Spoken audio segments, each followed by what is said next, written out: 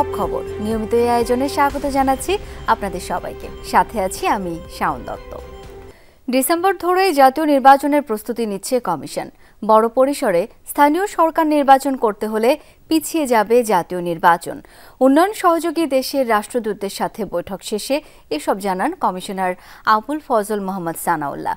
বাংলাদেশের ইতিহাসে সেরা নির্বাচন প্রত্যাশা করে ইউএনডিপি বলেছেন সংস্থাটির ঢাকা মিশন প্রধান স্টেফান লিলার।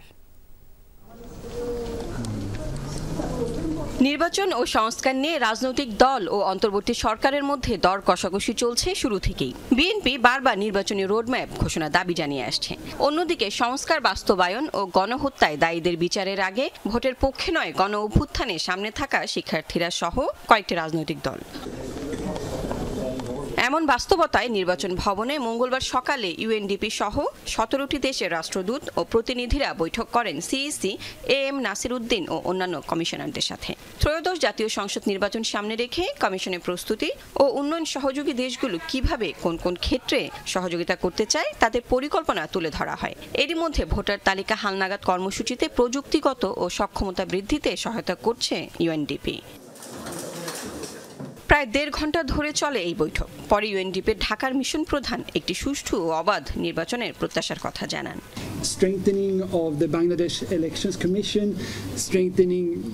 নির্বাচন কবে হবে সেটা সরকারের সিদ্ধান্ত। আমরা অবাধ, সুষ্ঠু ও বাংলাদেশের ইতিহাসের সেরা নির্বাচন প্রত্যাশা করি। এজন্য কারিগরি সহায়তা, সক্ষমতা বৃদ্ধি, প্রবাসী ভোটার সহ নির্বাচন কমিশনকে শক্তিশালী করতে আমরা সহায়তা করব।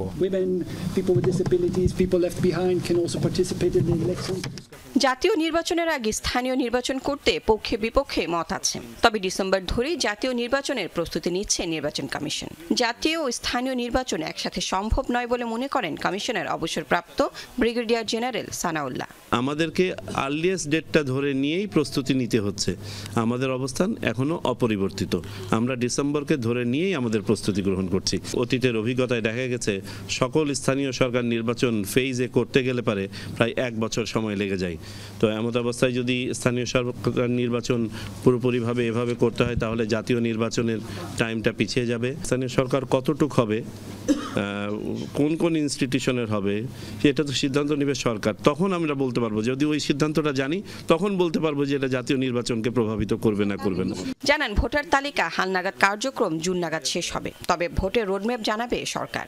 এমন কোনো চ্যালেঞ্জ দেখছি না যে ইলেকশন কে ওইভাবে বাধাগ্রস্ত করবে। তবে লাভলি বিথি, যমুনা নিউজ, ঢাকা।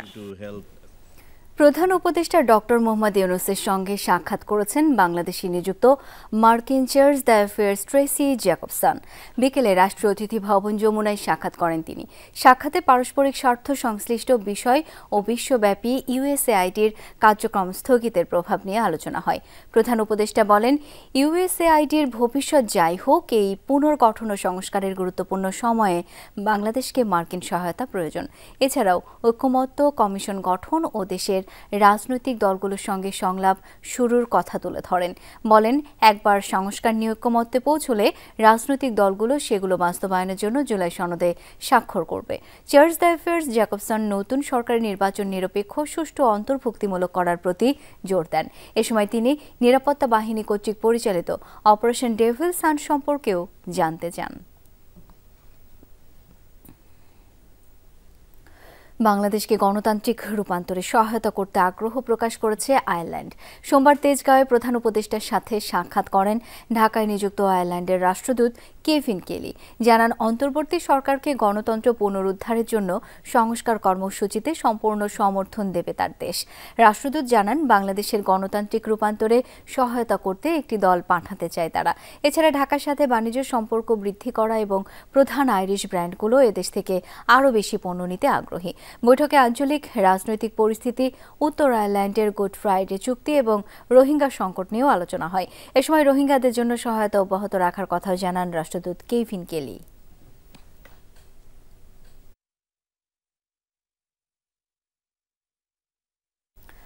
5 আগস্টের পট পরিবর্তনের পর প্রথমবার ভারতের প্রধানমন্ত্রী নরেন্দ্র মোদীর সাথে সাক্ষাৎ হতে যাচ্ছে প্রধান উপদেষ্টা ডক্টর মোহাম্মদ ইউনূসের।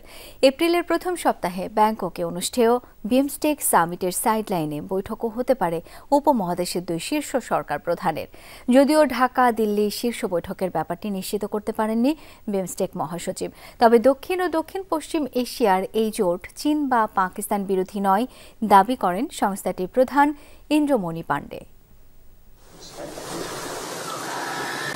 বাংলাদেশের 2 প্রতিবেশী ভারত ও মিয়ানমার সহ 7 দেশ নিয়ে 27 বছর আগে গঠিত আঞ্চলিক জোট বিমস্টেক। নেপাল ও ভুটান যুক্ত হলেও এর সদস্য নয় পাকিস্তান। সংস্থাটির সদর দপ্তর ঢাকায় সাংবাদিকদের মহাসচিব জানান, 4 এপ্রিল ব্যাংককে হচ্ছে এবছরের শীর্ষ সামিট। প্রধান উপদেষ্টা ডক্টর মোহাম্মদ ইউনূস ও ভারতের প্রধানমন্ত্রী নরেন্দ্র মোদী সহ সদস্য দেশের সরকার প্রধানরা যোগ দিচ্ছেন তাতে। 5 আগস্ট পরবর্তী টানাপোড়েনের মধ্যে প্রথমবারের মতো মুখোমুখি হচ্ছেন প্রফেসর ইউনূস ও নরেন্দ্র মোদী। গুঞ্জন আছে বহুপাক্ষিক আয়োজনে সাইডলাইনে বৈঠক করতে পারেন তারা। ঢাকা ও দিল্লি দুপক্ষই তা চাই বলেও বিশ্বাস অনেকের।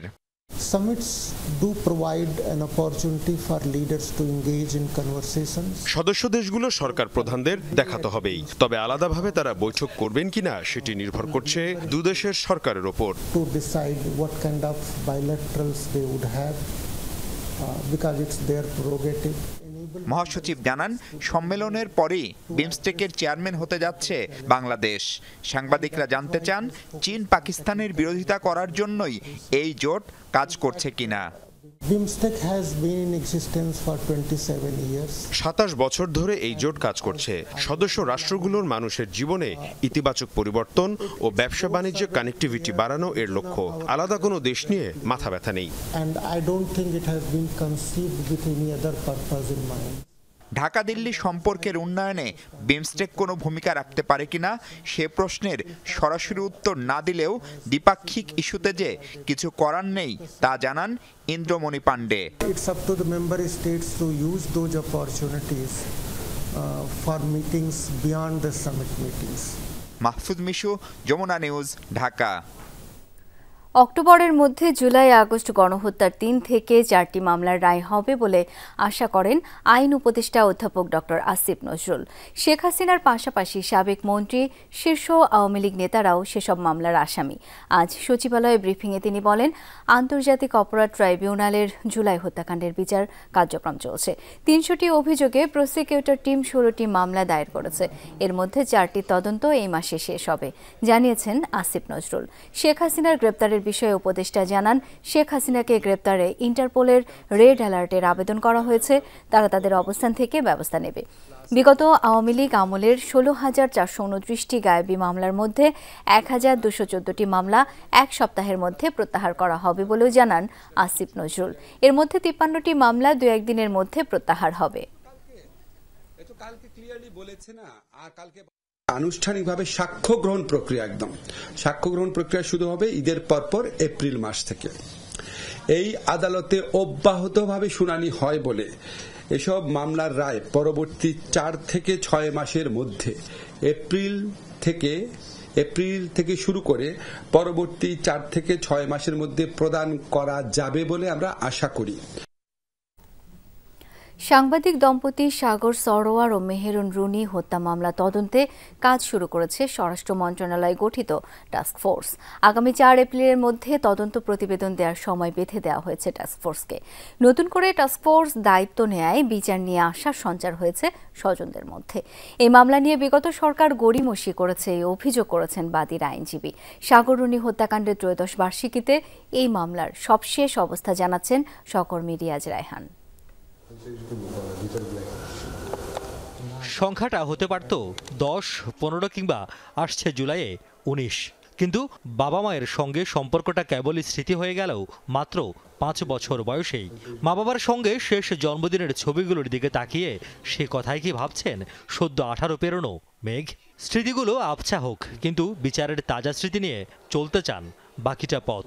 আসলে তো আগে তো কখনো কাজ করতে দেখিনি ওদের, তো এখন কাজ করতে দেখতেছি, একটু তো হচ্ছে আশাবাদী আমরা। তো দেখা যাক, রেজাল্ট না আসলে তো কিছু করার নেই, বাট মানে কিছু করার নেই বলতে হচ্ছে আগের সেমই থাকি গেল সব। 11ই ফেব্রুয়ারি 2012 দিনের আলো ফুটল এক নৃশংসতার খবর নিয়ে। পরিচিত মুখ সাগর সারোয়ার ও মেহেরুন রুনি খুন হয়েছেন নিজ বাসায়। থানা পুলিশ ডিবি ঘুরে তদন্ত যায় র্যাবের কাছে। মাঝে 13 বছরে কিছু আলামত ডিএনএ পরীক্ষার জন্য পাঠানো ছাড়া বলার মতো কোনো অগ্রগতি নেই এ হত্যা মামলায়। এ সময়ে তদন্ত প্রতিবেদন জমা দেওয়ার সময় পেছাল অন্তত 114 বার, যেটিও নিকট অতীতে বিরল। আগস্টে পট পরিবর্তনের পর উচ্চ আদালতের নির্দেশে পিবিআইয়ের অতিরিক্ত আইজিপিকে প্রধান করে একটি উচ্চ ক্ষমতা সম্পন্ন টাস্কফোর্স গঠন করে স্বরাষ্ট্র মন্ত্রণালয়। গেল 4 নভেম্বর তদন্তভার গ্রহণের পর থেকে এ পর্যন্ত 62 জনের সাক্ষ্য নিয়েছে টাস্কফোর্স। এই মামলায় গ্রেফতার 8 জনের মধ্যে 2 জন আছেন জামিনে। এ নিয়ে অবশ্য আনুষ্ঠানিক কোনো মন্তব্য করতে রাজি হননি টাস্কফোর্স সদস্যরা। তবে বিচারের ফিকে হওয়া আশায় নতুন করে আলোর রেখা দেখছেন স্বজনরা। যেহেতু ওই সরকারের সময় ঘটনাটা ঘটেছে এবং তারা ইচ্ছাকৃতভাবে মামলাটা নষ্ট করেছে, হ্যাঁ, তো তাদের সম্পৃক্ত থাকার তো সম্পূর্ণই সুযোগ এখানে আমরা মনে করি যে তাদের সম্পৃক্ততা রয়েছে। তো নতুন সরকার বা পরবর্তী কোনো সরকার, তাদের তো এটার সাথে কোনো লেনদেন নেই। তো আমরা আশা করি যে এটার বিচার হবে। আর কত রাত জাগবো, আর কত রাত জেগে জেগে আমি আমার এটাই করব। আমি আশাবাদী যে এনারা বের করতে পারবে, যদি সদিচ্ছা থাকে। যদি সৎ ইচ্ছা থাকে তাহলে ওনাদের কাছে কিছু না। এটা এ মামলায় বিগত আওয়ামী লীগ সরকার পরিকল্পিতভাবে আলামত নষ্ট ও বিচার কাজ বিলম্বিত করেছে বলেও মনে করেন বাদীর আইনজীবী। 10-12 বছরে যেটি হয়নি, এটির পিছনে মূল কারণ ছিল ঊর্ধ্বতন মহল এটি করতে চায়নি এবং ইনফ্লুয়েন্স করেই মূলত এই ধরনের এই অবস্থার সৃষ্টি করা হয়েছে। এখন যেহেতু ইনফ্লুয়েন্স নাই, সরকারের পক্ষ থেকে স্বাধীনভাবে দেখা হচ্ছে, সিনসিয়ারলি দেখা হচ্ছে, আশা করা যায় নতুন কিছু বের হবে। শুধু একটাই চ্যালেঞ্জিং, সময়টা পার হয়ে গেছে প্রায় 12 বছর। চাঞ্চল্যকর এই মামলায় বিচার কাজের আর দীর্ঘসূত্রীরা দেখতে চান না স্বজনরা। প্রায় 13 বছর আগে এই উচ্চ আদালতের নির্দেশে চাঞ্চল্যকর সাগররুনি হত্যা মামলার তদন্তভার দেওয়া হয়েছিল র্যাবকে। 13 বছরে জল গড়িয়েছে অনেক ঘাটে, কিন্তু তদন্ত আর আলোর মুখে দেখেনি। তাই তো 13 বছর পরে মামলাটি আবারও এসেছে উচ্চ আদালতে। উচ্চ আদালতের নির্দেশে স্বরাষ্ট্র মন্ত্রণালয় গঠিত টাস্কফোর্স গ্রহণ করেছে এর তদন্তভার। এখন দেখার বিষয় এই টাস্কফোর্স কতটুকু অগ্রগতির খবর দিতে পারে মানুষকে, আর তা জানতে অপেক্ষা করতে হবে এই বছরের এপ্রিলের প্রথম সপ্তাহ নাগাদ। রিয়াজ রায়হান, যমুনা নিউজ, ঢাকা। সাংবাদিক দম্পতি সাগর রুনি হত্যার বিচার দাবিতে প্রতিবাদ সমাবেশ করেছে সাংবাদিকদের সংগঠন ঢাকা রিপোর্টার্স ইউনিটি ডিআরইউ। বেলা 11টায় ডিআরইউ প্রাঙ্গণে এই প্রতিবাদ সমাবেশ শুরু হয়। বক্তারা বলেন, আওয়ামী লীগ সরকারের নির্দেশে হত্যার আলামত নষ্ট করা হয়েছে। যে কলঙ্ক আগে সরকার করে গেছে, বিচারের মাধ্যমে সেই কলঙ্ক মুছতে হবে এই সরকারকে। সাংবাদিকরা জানান, বিচার চেয়ে এমন প্রতিবাদ সমাবেশ অনেক হয়েছে, এখন বিচারের দাবিতে সংগ্রাম পরিষদ গঠন করতে হবে। আন্দোলন জোরদার করে এই সরকারের আমলেই বিচারের মূল অগ্রগতি আদায় করার কথা জানান বক্তারা।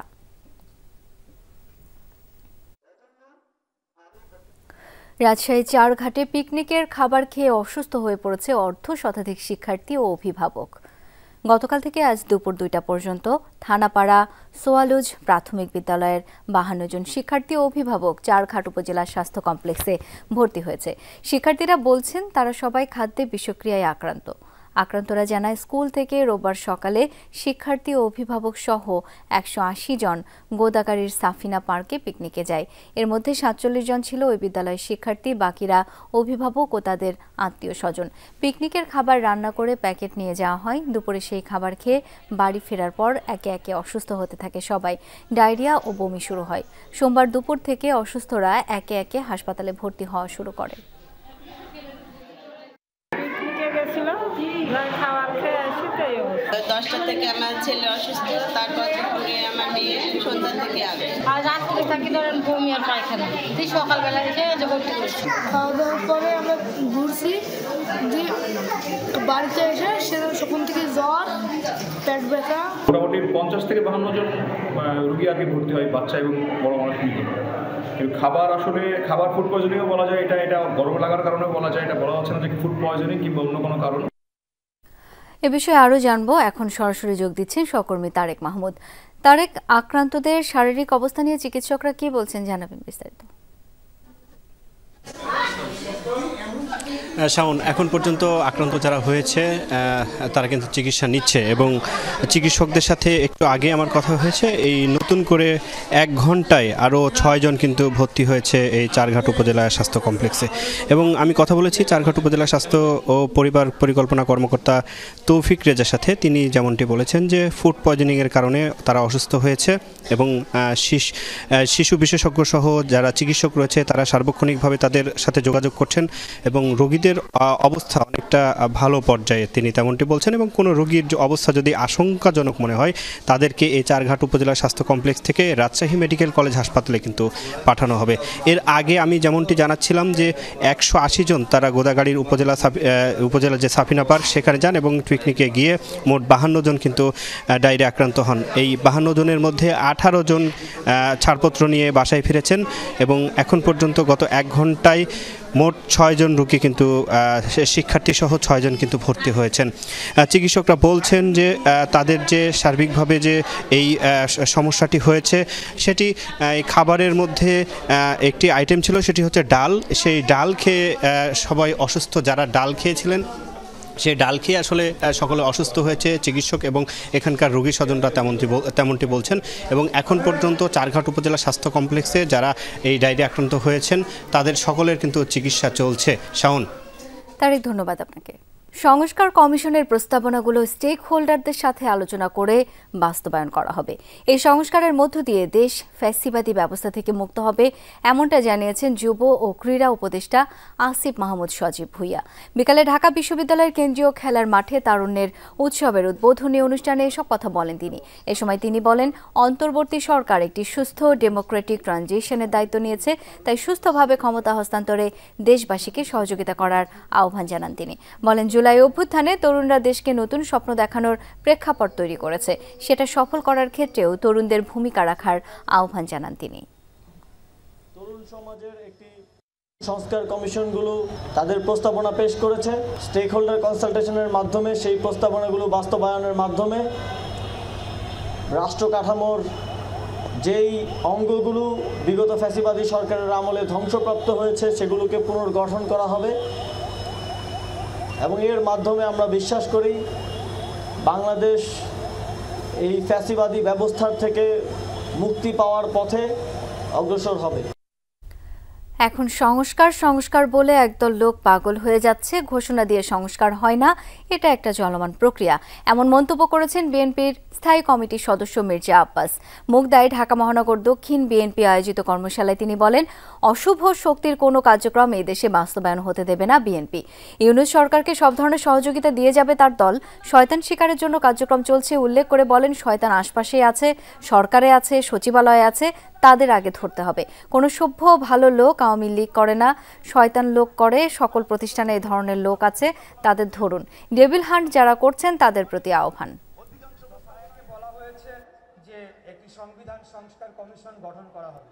এখন সংস্কার বলে একদল লোক পাগল হয়ে যাচ্ছে। ডিক্লেয়ার দিয়ে কি সংস্কার করা যায় রে ভাই? সংস্কার একটা প্রক্রিয়া যেটা চলমান, এটা চলতে থাকবে। উন্নয়ন একটা প্রক্রিয়া চলমান, এটা চলতে থাকবে। ঢাকা উত্তর সিটি কর্পোরেশনের সাবেক মেয়র আতিকুল ইসলাম সহ 6 জনকে জুলাই গণহত্যার মামলায় গ্রেপ্তার দেখানোর নির্দেশ দিয়েছেন আন্তর্জাতিক অপরাধ ট্রাইব্যুনালে। আগামী 17 ফেব্রুয়ারি ট্রাইব্যুনালে হাজির করার নির্দেশ দেওয়া হয়েছে। এদিকে আইনে সংশোধনী আনার ফলে তদন্ত আরও গতি পাবে বলছে প্রসিকিউশন। জুলাই আগস্ট আন্দোলনে রাজধানীর যে কটি স্থানে নির্বিচারে হত্যাকাণ্ড চালানো হয় তার অন্যতম উত্তরা এলাকা। ভিডিও ফুটেজে আইনশৃঙ্খলা বাহিনীর পাশাপাশি গুলি চালাতে দেখা যায় আওয়ামী লীগ নেতাকর্মীদেরও। উত্তরায় চালানো গণহত্যার মামলায় মঙ্গলবার উত্তর সিটির সাবেক মেয়র আতিকুল ইসলামকে হাজির করার নির্দেশ দেন আন্তর্জাতিক অপরাধ ট্রাইব্যুনাল। একই সাথে হাজিরের নির্দেশ দেয়া হয় ভিডিও ফুটেজ দেখে চিহ্নিত 5 আওয়ামী লীগ নেতাকর্মীকেও। ঢাকা উত্তরে প্রায় 200 লোক নিহত হয়েছে। মেয়র আতিকুল ইসলাম একজন নির্দেশদাতা হিসেবে তিনি ভূমিকা পালন করেছেন এবং অন্যান্য যে নামগুলো বলেছি তারা সরাসরি ঘটনাস্থলে থেকে নির্দেশনা দিয়েছেন। they're directly responsible in this occurrence. পৃথক আবেদনের প্রেক্ষিতে কনস্টেবল হোসেন আলীর একদিনের রিমান্ড মঞ্জুর করেন ট্রাইব্যুনাল। পরোয়ানা জারি করা হয় আরও এক পুলিশ সদস্যের বিরুদ্ধে। এদিকে সোমবার রাতে দ্বিতীয়বার ট্রাইব্যুনাল আইনে সংশোধনী আনা হয়।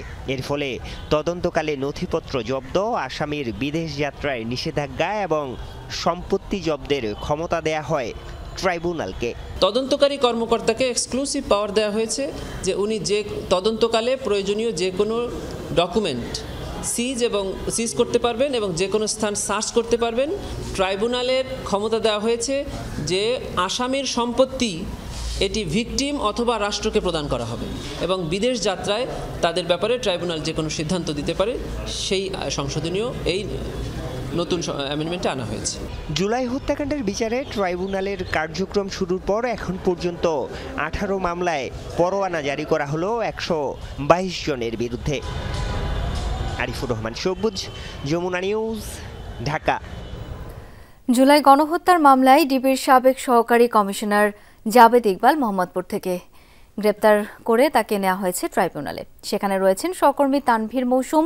সরাসরি যাচ্ছে তার কাছে। তানভীর, জাবেদ ইকবালের বিরুদ্ধে অভিযোগ আর আইনি প্রক্রিয়ার বিষয়ে বিস্তারিত জানতে চাই আপনার কাছ থেকে।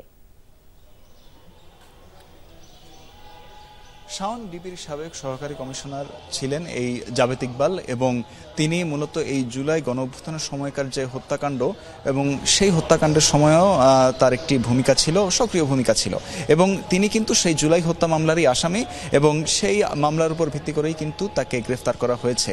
এবং সেই সময় যে ছাত্র জনতার যে গণঅভ্যুত্থান চলছিল, যে আন্দোলন চলছিল, সে সময় 6 সমন্বয়ককে গ্রেফতার করে নিয়ে যাওয়া হয় ডিবিতে জিজ্ঞাসাবাদের জন্য এবং সে সময় কিন্তু এই যে জিজ্ঞাসাবাদের জন্য সমন্বয়কদেরকে নিয়ে যাওয়া, সেখানে কিন্তু ডিবির যিনি সহকারী কমিশনার, তৎকালীন সহকারী কমিশনার জাবেদ আক্তার, তার কিন্তু ভূমিকা ছিল এবং যেহেতু তার বিরুদ্ধে মামলা রয়েছে এবং সেই মামলার ভিত্তিতেই জুলাই হত্যার যে মামলা, সেই মামলার ভিত্তিতেই তাকে আজকে মোহাম্মদপুর এলাকা থেকে বিকেল 4টার সময় গ্রেফতার করা হয় এবং বিকেল 4টার সময় গ্রেফতার করার পর পরবর্তীতে তাকে সেই মোহাম্মদপুর থেকে নিয়ে আসা হয় এই আন্তর্জাতিক অপরাধ ট্রাইব্যুনালে এবং সেই আন্তর্জাতিক অপরাধ ট্রাইব্যুনালে আনতে প্রায় 2 ঘন্টা লেগে যায়। আমরা বলতে পারি যে সন্ধ্যা 6টার দিকে এসে এখানে ডিবির একটি গাড়ি এসে পৌঁছায় এবং সেই ডিবির গাড়িতে করেই কিন্তু তাকে এখানে নিয়ে আসা হয় এবং তারপরে কিন্তু আমরা দেখতে পাই যে সন্ধ্যার সময় তাকে এই আন্তর্জাতিক অপরাধ ট্রাইব্যুনালের যে সামনের যে পথটি রয়েছে, সে পথটি দিয়ে তাকে নিয়ে আসা হয় এবং সেখান থেকে কিন্তু তাকে পরবর্তীতে ভিতরে নিয়ে যাওয়া হয়েছে এবং এরপর পরবর্তী যে কোনো সিদ্ধান্ত কিন্তু প্রসিকিউশন থেকেই আমরা পরবর্তীতে জানতে পারবো। শাওন। তানভীর, অনেক ধন্যবাদ আপনাকে।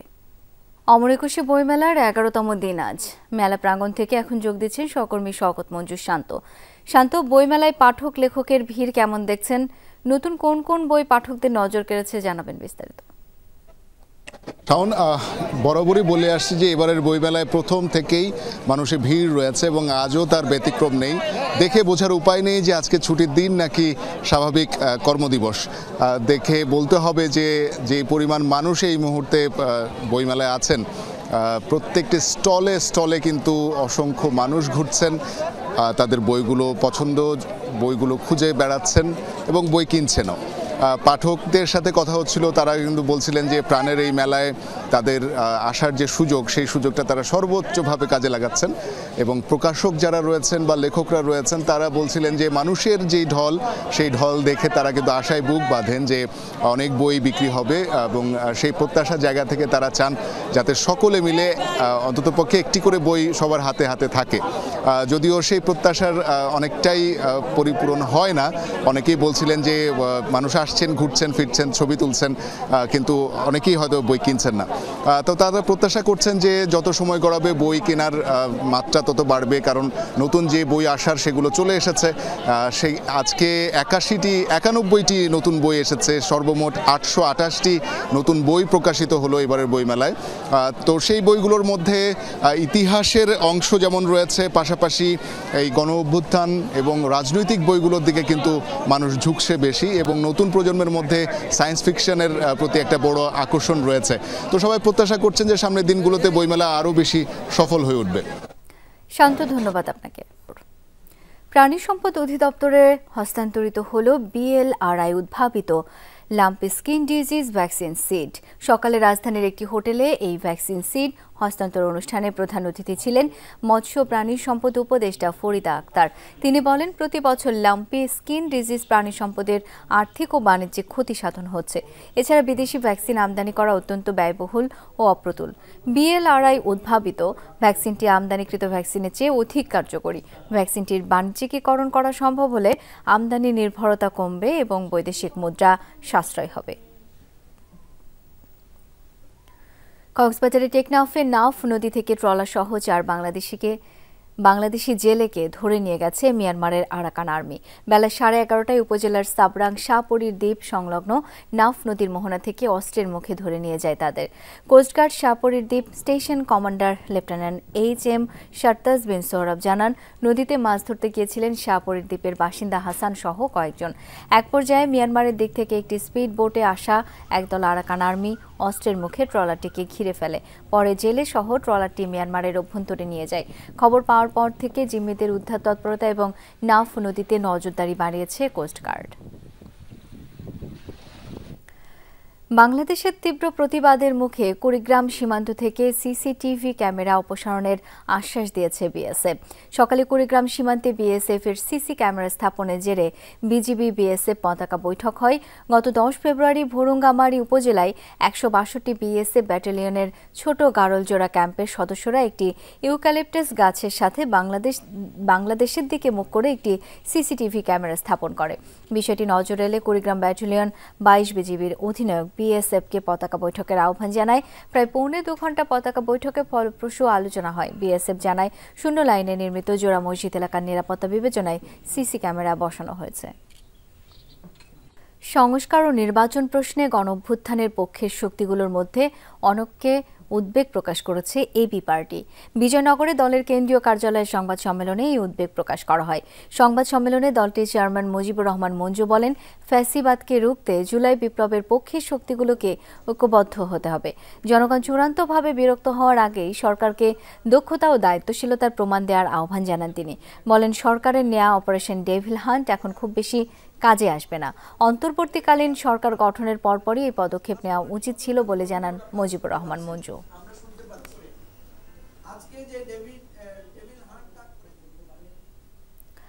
অন্তর্বর্তী সরকার জনগণের প্রত্যাশা পূরণে ব্যর্থ হয়েছে এমনটা মনে করে গণ অধিকার পরিষদ। অপারেশন ডেভিল হান্টের মাধ্যমে শুধু আওয়ামী লীগ নয়, এখনো যারা চাঁদাবাজি টেন্ডারবাজি করছে তাদেরও গ্রেপ্তারের দাবি জানান দলটির সিনিয়র সহসভাপতি ফারুক হাসান। নতুন বাংলাদেশ বিনির্মাণে সহায়ক ভূমিকা পালন করে যাচ্ছে গণ অধিকার পরিষদ উল্লেখ করেন বক্তারা। আগামী 14 ফেব্রুয়ারি গণ অধিকার পরিষদ ঢাকা মহানগরের উদ্যোগে জাতীয় প্রেস ক্লাবের সামনে বিক্ষোভ সমাবেশের ডাক দিয়েছে। এছাড়া আওয়ামী লীগকে নিষিদ্ধ এবং গণহত্যার বিচার দাবিতে 12 থেকে 18 ফেব্রুয়ারি সারা দেশে লিফলেট বিতরণ এবং 19 ফেব্রুয়ারি 64 জেলায় 5 দফা দাবিতে বিক্ষোভ সমাবেশের ঘোষণা দিয়েছে তারা। রাজধানীর ভাটারা নতুন বাজার এলাকায় পদ্মা অয়েল কোম্পানির গাড়ির ধাক্কায় এক রিকশা চালক নিহত হয়েছেন। এ সময় একজন পথচারীও আহত হন।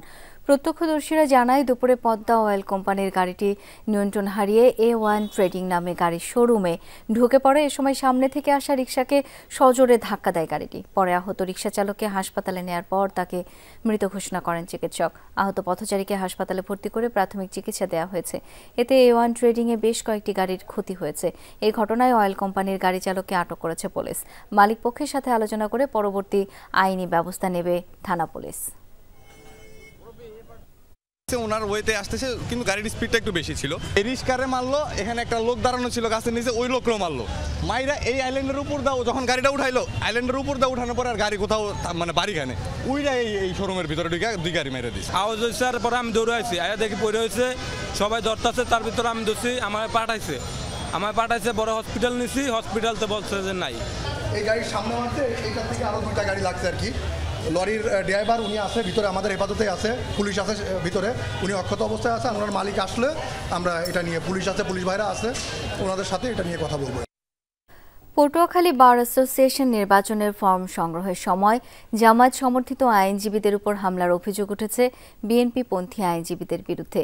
এতে আহত হয়েছেন ৩ জন। দুপুরে জেলা আইনজীবী সমিতির কার্যালয়ে এই ঘটনা ঘটে।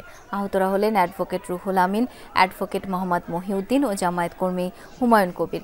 এদের মধ্যে গুরুতর আহত রুহুল আমিনকে হাসপাতালে ভর্তি করা হয়েছে। প্রত্যক্ষদর্শীরা জানান, জেলা আইনজীবী সমিতির নির্বাচন উপলক্ষে ফর্ম ক্রয় ও দাখিলে দিন ধার্য ছিল আজ। এ সময় জামায়াত ও বিএনপিপন্থী আইনজীবীদের কথা কাটাকাটি হয়। এরই জেরে হামলা চালানোর অভিযোগ ওঠে। এক যুগেরও বেশি সময় পর অবশেষে সিন্ডিকেটের কবল থেকে উন্মুক্ত করা হলো চট্টগ্রাম সন্দ্বীপ নৌরুটের সব ঘাট। স্থানীয় এক আওয়ামী লীগ নেতা ও উপজেলা চেয়ারম্যানের দখলে ছিল ঘাটগুলো। সকালে আনুষ্ঠানিকভাবে পরিচালনার দায়িত্ব নেয় বিআইডব্লিউটিএ। 34% ভাড়া কমানোয় এবং চলাচলের নৌযান বৃদ্ধি করায় খুশি যাত্রীরা। মার্চ থেকে ফেরি সার্ভিস চালুর ঘোষণাও দেওয়া হয় অনুষ্ঠানে। চট্টগ্রামের সীতাকুণ্ডে কুমিরা ঘাট অর্থাৎ মূল ভূখণ্ড থেকে 17 কিলোমিটার দূরে বিচ্ছিন্ন জনপদ সন্দ্বীপ। স্পিডবোট, ট্রলার আর দিনে দুবেলা জাহাজ যোগে যাতায়াতে ঝুঁকি এবং ভোগান্তি দীর্ঘদিনের। কুমিরা থেকে সন্দ্বীপে যাতায়াতে যাত্রীরা সিন্ডিকেটের কাছে জিম্মি ছিলেন বছরের পর বছর। গুনতে হয়েছে অতিরিক্ত ভাড়া। দুর্ঘটনায় হতাহত হয়েছেন অনেকে। অবশেষে সেই দুঃখ গুছতে যাচ্ছে দ্বীপবাসীর। নৌযান পরিচালনার দায়িত্ব নিয়েছে বিআইডব্লিউটিএ। এতে নৌযান বৃদ্ধির পাশাপাশি ভাড়া কমায় খুশি স্থানীয়রা। বিশাল এক লাইন তৈরি করতে এরা সিন্ডিকেট তৈরি করে রাখতো। এরপরে যখন বিশাল লাইন হতো, এরা কি করতো, এদের মধ্য থেকে কিছু লোক রাখতো আর আউট টিকিট বিক্রি করার জন্য অতিরিক্ত দাম দিয়ে। এখন এটা উন্মুক্ত করে দিচ্ছে, মানে কি দেখেন আপনারা, পাবলিক কেউ লাইন দাঁড়ানো লাগে না, টিকিট সাথে সাথেই পাচ্ছে। সরকারিভাবে যদি রোগীদের জন্য এক্সট্রা ভাবে সরকারি কোনো একটা কিছু করে দেয়, যে মনে করেন নদী পারাপারের জন্য জরুরি কোনো কিছু করে দেয়, তাহলে এটা আমাদের আশা করি আলহামদুলিল্লাহ অনেক ভালো হবে। সকালে এক অনুষ্ঠানে কুমিরা ও গুপ্তছড়া ঘাটের শুল্কায়ন, নিয়ন্ত্রণ ও ব্যবস্থাপনা এককভাবে নেয় বিআইডব্লিউটিএ। সন্দ্বীপ চট্টগ্রাম নৌরুটে স্পিডবোটের নতুন ভাড়া নির্ধারণ করা হয় 250 টাকা। সার্ভিস ও মালের বোটে ভাড়া 120 টাকা এবং স্টিমার ভাড়া 120 টাকা, যা আগের চেয়ে 35% কম। ওইদিকে তো জেটির কাজ শুরু হয়ে গেছে, তো এইদিকেও কিন্তু আমাদের জেটির কাজ আমরা শুরু করব। তো নৌবন্দরটা ঘোষণা হওয়ার পরে আমাদের এখানে পরিপূর্ণভাবে কাজ করার জন্য আমরা প্রয়োজনীয় আমরা এখানে একটা প্রকল্প নিয়ে নিব। ঘাট উন্মুক্ত হয়েছে, এখন 380 ছিল আগের রেট, এখন 250 টাকা হয়েছে। সো অবশ্যই এটা সুফল আপনারাই ভোগ করবেন, আপনারা যারা সন্দ্বীপবাসী আছেন তারা দেখবেন। একই সাথে চলতি বছরের মার্চ থেকে চট্টগ্রাম সন্দ্বীপ নৌ রুটে ফেরি সার্ভিস চালুর ঘোষণাও দেয়া হয় অনুষ্ঠানে। আমাদের যেই টাইমলাইন অনুযায়ী রাস্তাটি এগিয়ে যাচ্ছে, সেই টাইমলাইন অনুযায়ী তাদের র্যাম্প তৈরি এবং ঘাট তৈরির কাজটি সম্পূর্ণভাবে সমাপ্ত হয়। তাহলে আমরা যে রাস্তাটি বানাচ্ছি সেই রাস্তাটি সফল হবে এবং সন্দ্বীপবাসী ফেরি চলাচলের জন্য কাজ করতে পারবেন। সেই ট্রাকগুলো আসলে পরে তারপরে আমরা হয়তো আগামী এবছর শেষ নাগাদ থেকে আমরা পুরোপুরি নিরাপত্তা, স্যার যেটা বললেন, আমাদের মাননীয় সচিব মহোদয় বললেন, এই নিরাপত্তা নিশ্চিত করে চালানো যাবে। Shahidul Sumon, Jamuna News, Chattogram. Narsingdi textile engineer কলেজের কার্যক্রম বন্ধ, শিক্ষার্থীদের অন্যত্র শিক্ষাদানের সিদ্ধান্তের প্রতিবাদে সড়ক অবরোধ করেছেন প্রতিষ্ঠানটির শিক্ষার্থীরা। বেলা 11:30 থেকে সড়ক অবরোধ করে তারা। এতে বন্ধ হয়ে যায় ঢাকা সিলেট মহাসড়কের যান চলাচল। নরসিংদী টেক্সটাইল ইঞ্জিনিয়ারিং কলেজের শিক্ষার্থীরা জানায়, দীর্ঘদিন ধরে কলেজটি বস্ত্র অধিদপ্তরের অধীনে নিয়ে পাঠদানের দাবি জানিয়ে আসছেন তারা। সরকার সেটি আমলে না নিয়ে কলেজের কার্যক্রম বন্ধের সিদ্ধান্ত নিয়েছে। পাশাপাশি শিক্ষার্থীদের টাঙ্গাইলের কালীহাতি ইঞ্জিনিয়ারিং কলেজে স্থানান্তরের পরিকল্পনা করা হয়েছে। এসব সিদ্ধান্ত মেনে নেওয়া হবে না বলে জানান আন্দোলনকারীরা। নরসিংদী টেক্সটাইল ইঞ্জিনিয়ারিং কলেজকে তাঁত বোর্ড থেকে পরিবর্তন করে বস্ত্র অধিদপ্তরের অধিভুক্ত করে পরিচালনার দাবি তাদের। পরে জেলা প্রশাসকের আশ্বাসে বিকেল 4টার দিকে আন্দোলন প্রত্যাহার করা হয়। দাবি আদায়ে 24 ঘন্টার আলটিমেটাম দিয়েছে শিক্ষার্থীরা। ক্ষতিগ্রস্ত ইলেকট্রনিক্স ব্যবসায়ী ঐক্য পরিষদের ব্যানারে মানববন্ধন ও বিক্ষোভ সমাবেশ হয়েছে জাতীয় প্রেস ক্লাবের সামনে। তারা অভিযোগ করেন, ওয়ালটন ও মার্সেলের প্রতারণার শিকার হয়েছেন অসংখ্য ক্ষুদ্র ব্যবসায়ী। সকালে কর্মসূচিতে সারা দেশ থেকে আসা শত শত ডিলার, ডিস্ট্রিবিউটররা অংশ নেন। তাদের অভিযোগ, প্রতিশ্রুত কমিশন না দিয়ে উল্টো ওয়ালটন কোম্পানি ব্যবসায়ীদের নামে মিথ্যা মামলা দিয়ে হয়রানি করছে। মানববন্ধন থেকে অবিলম্বে ব্যবসায়ীদের পাওনা টাকা ফেরত ও ক্ষতিপূরণের দাবি জানান ভুক্তভোগীরা। ওই দুই ব্র্যান্ডের বিরুদ্ধে ব্যবস্থা নিতে অন্তর্বর্তী সরকারের প্রধান উপদেষ্টার সহযোগিতা চান প্রতারণার শিকার ক্ষতিগ্রস্ত ব্যবসায়ীরা।